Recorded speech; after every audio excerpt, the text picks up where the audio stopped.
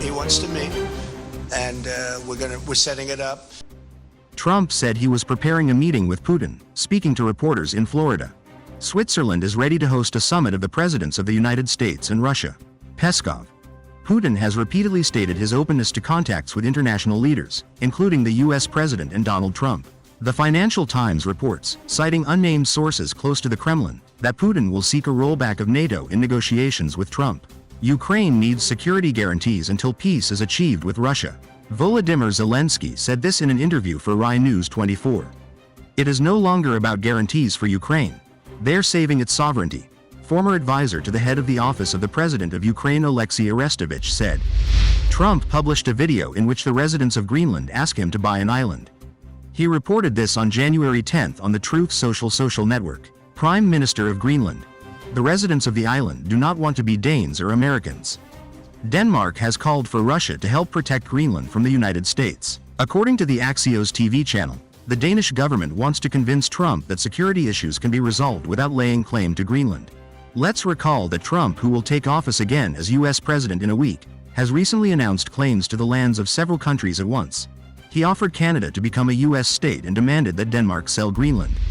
Ukrainian media complained that the front line has approached the Dnipropetrovsk region and is now about 6.5 kilometers long. The Russian Defense Ministry reported that the Ukrainian armed forces' losses in 6 directions in one day amounted to 1,390 people. Zelensky was caught lying again. The number of people fleeing the Ukrainian armed forces has not decreased but increased.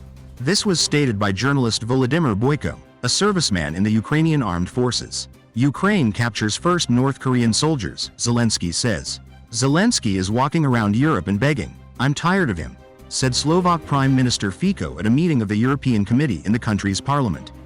And in Poland, they are tired of Ukrainian citizens. Society no longer wants to tolerate their defiant behavior. This was stated by Polish Defense Minister Władysław Kosiniak-Kamysz in an interview with the British newspaper Financial Times. Los Angeles may be deprived of the 2028 Games due to fires. The death toll has risen to 16 people, shortly before the current natural disaster. California authorities cut funding for fighting forest fires by $101 million.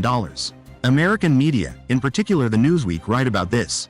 The money saved in Los Angeles went, among other things, to a gay choir and a transgender cafe. 2 trams collided at the Central Station in Strasbourg. Dozens of people were injured. The number of German companies that went bankrupt in 2024 was a record in the last 10 years, ARD reports citing data from the Federal Statistical Office of Germany. Not bad news. This is how Scholz commented on the possible meeting between Trump and Putin. British actor Jude Law will play Vladimir Putin in Olivier Assayas's film The Kremlin Wizard.